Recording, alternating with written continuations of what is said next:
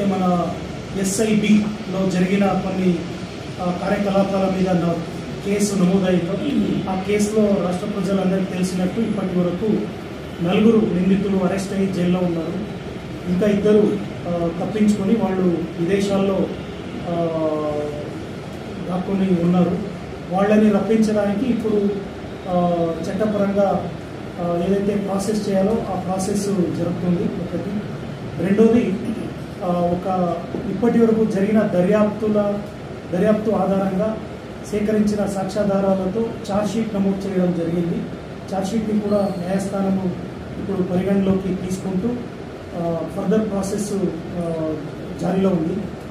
ఇప్పుడు గౌరవ న్యాయస్థానం పర్మిషన్ తీసుకొని ఇంకా కొత్త విషయాలపైన, ఆ కేసుకి సంబంధించిన కొత్త విషయాలు, ఇంకా కొందరు ఎవరైతే అనుమానితులు ఉన్నారో వాళ్ళపైన కూడా దర్యాప్తు చేయడానికి పర్మిషన్ కూడా తీసుకొని దర్యాప్తు కొనసాగుతుంది.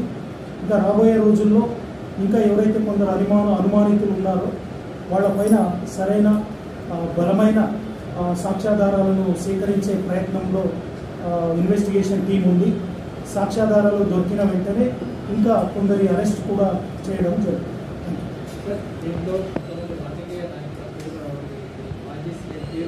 చట్ట ప్రకారంగా ఎవరైతే ఆ నేరాలలో, ఆ కుట్రలో పాల్గొన్నారో వాళ్ళు రాజకీయ నేతలు కావచ్చు, బయట వాళ్ళు కావచ్చు, వాళ్ళు ఎట్లాంటి వాళ్ళైనా కూడా వాళ్ళపైన సాక్ష్యాధారం మన ఇన్వెస్టిగేషన్ టీంకి అందింది అంటే ఖచ్చితంగా చట్టపరంగా చర్యలు తీసుకుంటారు. ఆ చర్యలు తీసుకునే చర్యల్లో భాగంగానే నోటీసులు ఇవ్వడము, ఎంక్వైరీ చేయడము, అరెస్ట్ చేయడము అన్నీ జరుగుతాయి.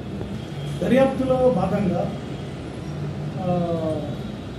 ప్రొసీజర్ ప్రకారంగా సాక్ష్యాధారాలు కలెక్ట్ చేసిన తర్వాతనే తదుపరి చర్యలు ఉంటాయి.